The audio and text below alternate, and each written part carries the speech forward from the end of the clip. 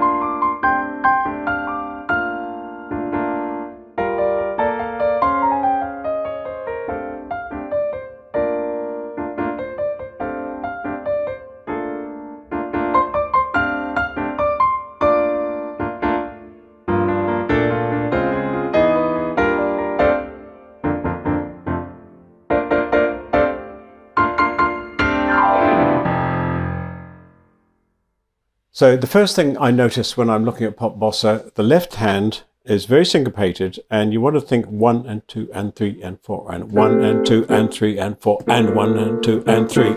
So you can see I'm counting it at the moment just to be sure how those fit in. And then what you've got to think about as well is how you play them. So I've got my fingers over the keys of the first chord, drop, and then kind of bounce off the bottom of the key to get that sound. So the staccato is never accented, unless it's marked to be accented, but here it isn't. It says,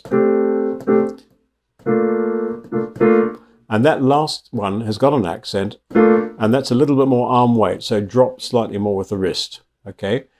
So this has also got a backing track, and it's worth trying to play that left hand with the backing track.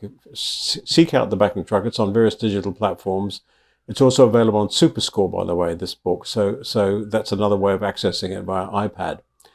And then the right hand, very specific phrasing.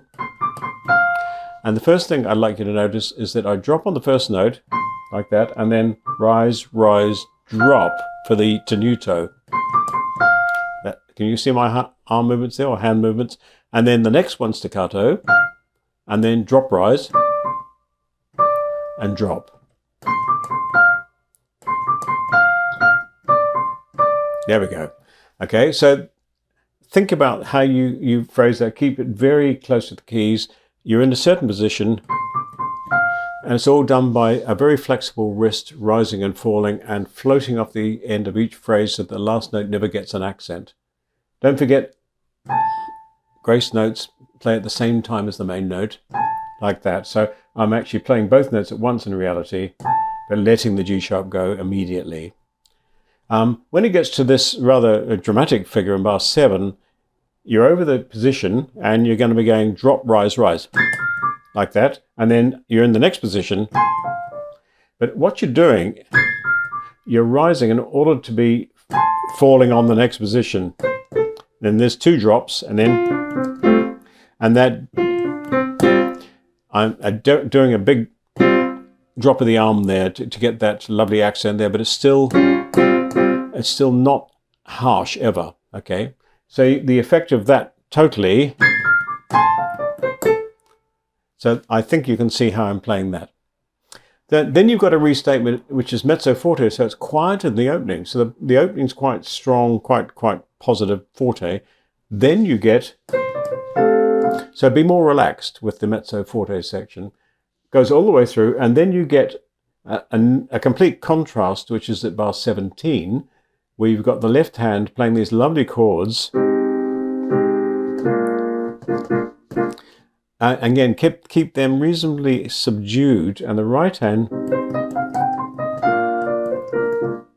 can you see how specifically I'm phrasing that? And also it's slightly more playful, I think is the way to put it. And here,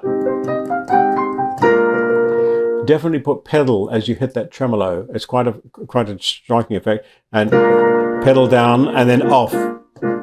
And so, when it comes to the big chords here, I tend to pedal. This is bar 23. And here, it's marked as pedal on the last chord. So, yeah, that seems to work. So do what's marked there, except put some pedal at the beginning of bar 23 as well, up to the staccato. Now, we've got a nice build-up here, and this is interesting use of the pedal. This is bar 31. And one thing I should say is I'm in this position, and then this position, but all the time, you see I've floated off the position in order to be dropping onto the next position. And even these, but with the pedal down, you don't notice that you're doing that slight dropping, but you do actually drop on the first note of each of those two-note chords as well. Now this is really nice, mezzo piano. So you can really be kind of suddenly rather mellow there for this whole section, which is marked mezzo piano sostenuto, and it has a dramatic 6/8. And I don't put the pedal down all the way through like it says in bar 40 on the music. I tend to put at the beginning, and then I let the C go in my left hand, because you're going to have to play it in the right hand. So you've got like a three beat chord in the left hand really, with the pedal only at the beginning of bar 40. Then restatement, bit of mezzo piano. And this is a gradual build-up, poco a poco crescendo, to this rather dramatic mezzo piano.